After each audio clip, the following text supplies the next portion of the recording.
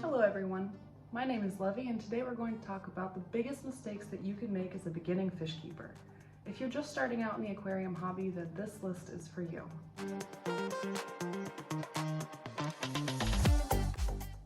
The first thing we're going to talk about is misunderstanding how the nitrogen cycle works. The nitrogen cycle is the process in which beneficial bacteria in our tanks break down ammonia and nitrite from fish waste into a less toxic chemical, nitrate, which can easily be removed during our weekly water changes. The reason why this is so important for beginners to understand is because if you don't have a cycle tank, harmful chemicals like ammonia and nitrite, and even nitrate, are going to build up in your aquarium and eventually make your fish sick and possibly die. By researching and getting familiar with the nitrogen cycle, you're going to have a much better time in the aquarium hobby because you're going to have a lot less sick fish and a lot more fun. The next topic on our list is not doing your research. We've all been in fish stores and seen some beautiful fish that we'd love to take home, but without doing your research first, you're basically dooming that fish to possibly get sick and die. The best thing to do is to go home, research that fish, see what their needs are, and see if you can give it a good home. For example, a lot of pufferfish, freshwater pufferfish, require brackish water. If you can't offer that, then it's best not to take them home. Research doesn't only mean about your fish though. There's also tech that you can put on your tank, for example, UV sterilizers. If you need this and how to set it up can all be resolved if you just do your research about it. It'll be much less of a headache later on. Next on our list is irregular maintenance. So you've set up a tank, it looks beautiful, you've put your fish in, and then you don't touch it again. That is one of the biggest mistakes that beginners can make. Tanks require not constant maintenance, but they need regular maintenance. You need to test the water to make sure the water quality is good. You need to do regular water changes. You need to remove any uneaten food or poop that may have gotten caught in corners or in the gravel. If you do this, you will have a very healthy tank, healthy fish, and you're going to have a much better time. The best thing to do is create a schedule that you adhere to make sure that your tank is always clean. Now this is a big one that I see all the time online and from other amateur fish keepers in real life.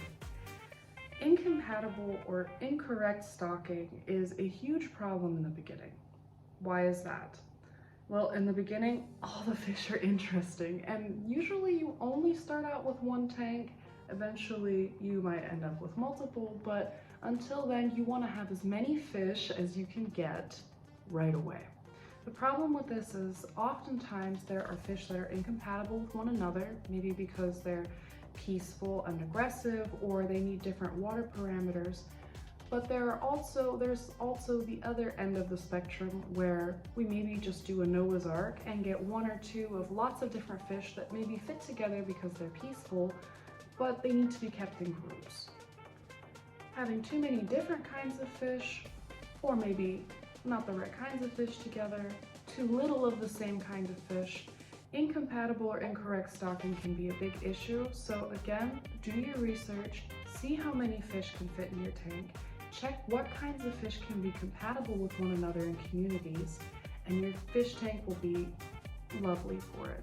If you want more fish later on, do what most fish keepers do and set up another tank. This last one is one that I don't see talked about a lot, but it has been touched on by other fish YouTubers, and that is over cleaning your tank. Why is that a big problem? Of course we want to have clear water and clean glass.